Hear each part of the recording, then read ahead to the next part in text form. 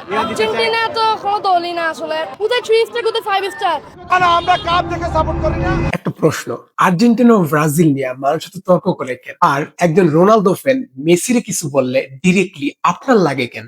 এর পিছনে আছে সাইকোলজির এক দারুণ কনসেপ্ট, ইন গ্রুপ বায়াস।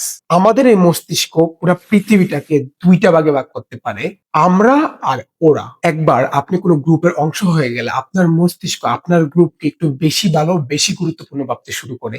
এই জন্য একজন মেসি ফ্যান সবসময় ভাবে মেসি সেরা, আর একজন নেইমার ফ্যান মনে করে ব্রাজিলই সেরা। মজার ব্যাপার হলো এই তর্কটা তখন শুধু ফুটবলের মধ্যে থাকে না, কারণ আপনার মস্তিষ্ক অলরেডি ওই দলগুলারে আপনার নিজের একটা অংশ বানায় ফেলছে। তাই যখন কেউ আপনার দলের ছোট করে কিছু বলে, তখন আপনার মস্তিষ্ক মনে করে আপনারই কিছু বলতেছে। তখন আপনার সহজাত প্রবৃত্তিতে আপনি যে রিয়েক্ট করার কথা ওইটাই করা শুরু করেন। এই ইন গ্রুপ বায়াস কনসেপ্টের জন্যই আর্জেন্টিনা ব্রাজিল নিয়ে এত তর্ক, এত বিতর্ক।